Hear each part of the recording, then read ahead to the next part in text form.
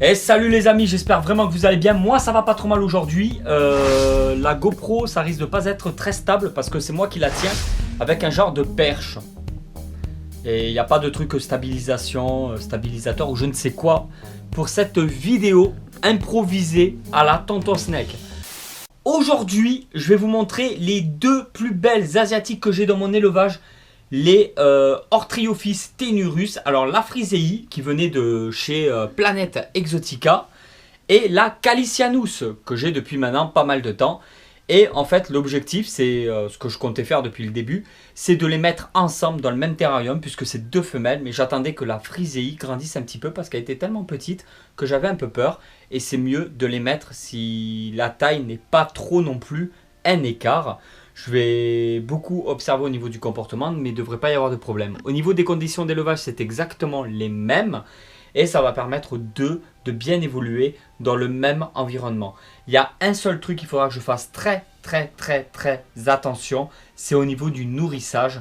Parce que les couleuvres asiatiques sont vraiment des serpents qui sont des gros morphales. Et quand il s'agit de bouffer, ils sont prêts à niaquer n'importe quoi pour pouvoir manger. C'est mieux de séparer donc les serpents pour le nourrissage. C'est là que ça devient vite un peu plus compliqué. Après, j'ai toujours mis des reptiles ensemble du moment que c'était dans les mêmes conditions d'élevage. Et généralement, c'est les mêmes espèces comme les Python Regius par exemple.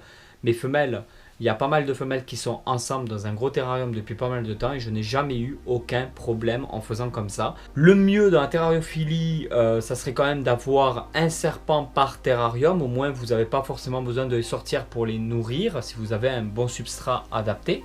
Si vous n'avez pas de risque d'occlusion intestinale. Mais derrière ça, il est possible de mettre des serpents ensemble dans le même terrarium. Ça fait tellement longtemps que je vous avais pas montré ce magnifique terrarium qui fait 1,25 m de hauteur. Il y a une mue en bas. Donc en fait, cette vidéo est totalement improvisée et ça sera, je suis désolé, une vidéo du vendredi. Ça sera pas en bonus dans la semaine. Au départ, je devais nettoyer, donc changer le bac d'eau et récupérer la mue qu'elle m'a faite. Je sais pas si vous allez voir, il y a du reflet sur la vitre.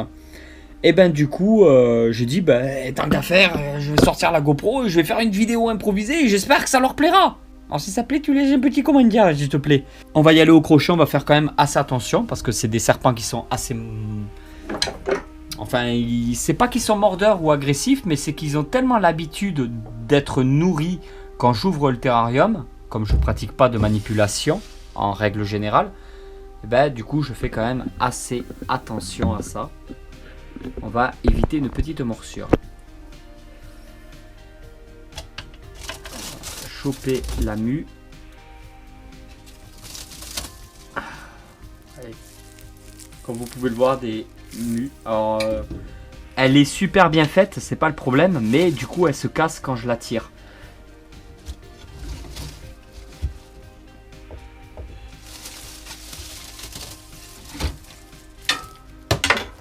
Je vais vous montrer ça. Ça fait longtemps en plus que j'avais pas montré, que j'avais pas fait des vidéos comme ça. Et franchement, honnêtement, j'avoue que ça me manquait un peu. Comme vous pouvez le voir, on va éviter de se faire mordre.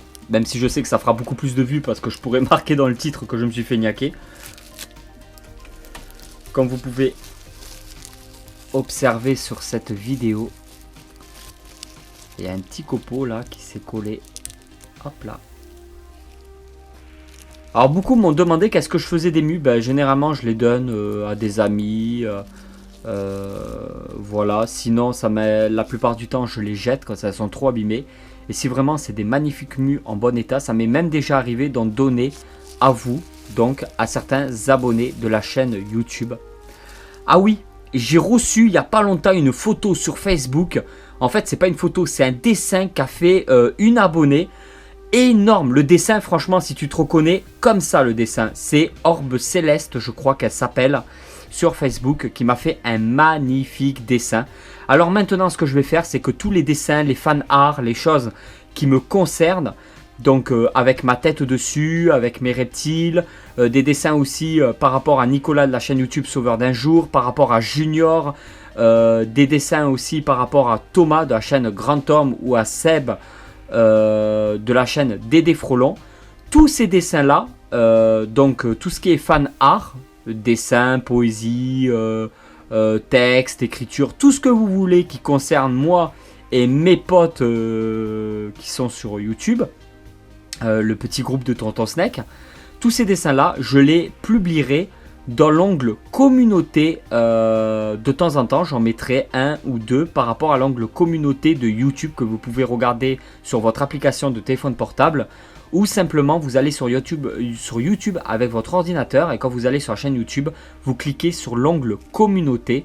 C'est là où je mets de temps en temps des petits messages, des petits trucs pour mettre à jour un peu tout ça, et vous tenir au courant des nouvelles sorties de vidéos, mettre des photos. Et ben je mettrai vos fan art là-dessus de temps en temps.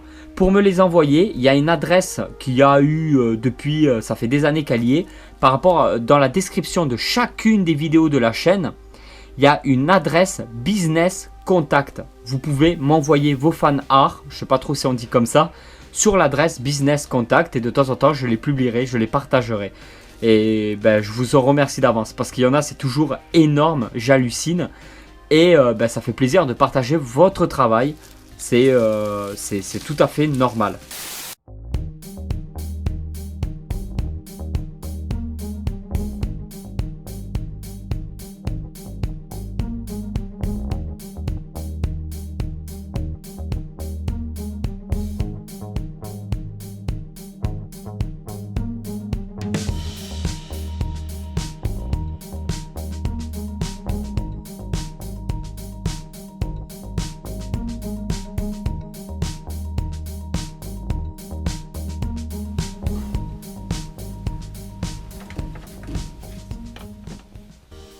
La voilà, elle est super belle, la frisée aussi. Elle est magnifique. Regardez ça comme elle a grandi. Donc on va un petit peu les observer ensemble dans leur nouvel environnement. Normalement, il ne devrait y avoir vraiment aucun souci.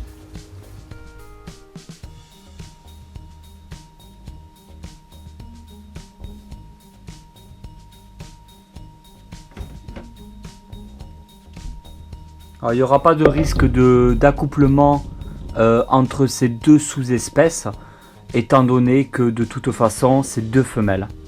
Bien évidemment. On va pas faire du croisement bizarroïde. Et quand bien même je me serais trompé dans les sexes et il y aurait le couple, je détruirais de toute façon les œufs et je les séparerai aussitôt. Alors toujours pareil, je fais un petit message de rappel aussi, de prévention. Ce que je montre sur ma chaîne YouTube, c'est pas obligatoirement ce qu'il faudrait faire. Hein. Je ne suis pas là pour vous donner des conseils, je ne suis pas non plus vétérinaire. Je suis qu'un amateur qui a des reptiles depuis bien plus d'une dizaine d'années maintenant. Enfin, de toute façon, j'ai toujours vécu toute ma vie, j'ai baigné avec des reptiles. Hein. J'ai toujours vécu, entre guillemets, baigné. Je ne suis pas vraiment baigné avec des reptiles, vous avez compris. Mais j'ai toujours été très proche de ces animaux-là. Il y en a toujours eu chez moi depuis ma naissance, quoi. J'ai toujours été dans ce milieu-là. Donc j'ai pas la science infuse, j'apprends au fur et à mesure, hein. Comme d'habitude. Je me fais aussi ma propre expérience. Et je suis tous les jours assoiffé de nouvelles connaissances. Et voilà tout le monde, j'espère vraiment que cette vidéo vous a plu. Si cette vidéo vous a plu, vous pouvez toujours la partager sur les réseaux sociaux. Vous pouvez me retrouver très vite pour une nouvelle aventure. Je vous invite à aller voir d'autres vidéos sur ma chaîne YouTube. Bisous et à très vite. Ciao, ciao!